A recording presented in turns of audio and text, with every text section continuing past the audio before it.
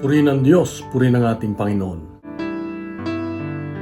May mga pagkakataon sa buhay natin na nagtatanong din tayo kung bakit pare-pareho naman tayong nakikinig ng salita ng Diyos, pero bakit yung iba ay mas may bunga, mas may nangyayaring maganda sa buhay nila. Siguro, sabi ng puso mo ay dahil meron kang maling ginagawa. Maring hindi mali, pero siguro ito ay mayroon tayong kakulangan na hindi ginagawa sa puso natin. Sa Ebanghelyo ngayon, makita natin na ginamit ni Jesus ang kwento ng isang magsasaka na naghahagis ng binhi. Ang binhi ay ang salita ng Diyos. At ang lupa ay siya yung puso natin. Kaya may mga pusong matigas, may mga pusong matinik, may mga pusong mababaw, may mga pusong mataba. Hindi tayo masama, pero mayroon tayong kulang na ginagawa.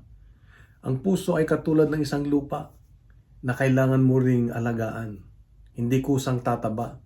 Kailangan mong pagtiyagaan, kailangan mong itrabaho, kailangan mong tanggalin ng mga bagay na hindi maganda para tumaba.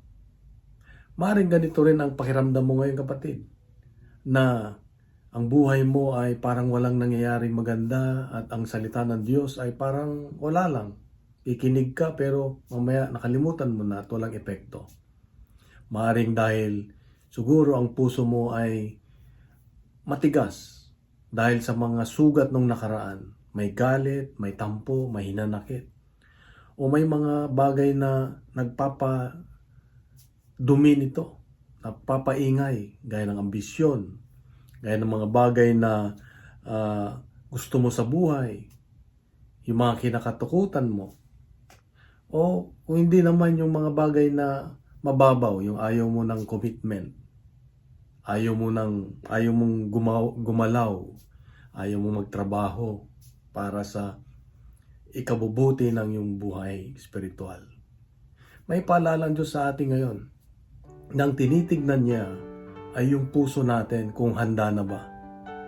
Dahil kung handang puso natin, mataba ito, handang makarinig ng salita ng Diyos, ang bunga ng salita ng Diyos sa atin ay dadami.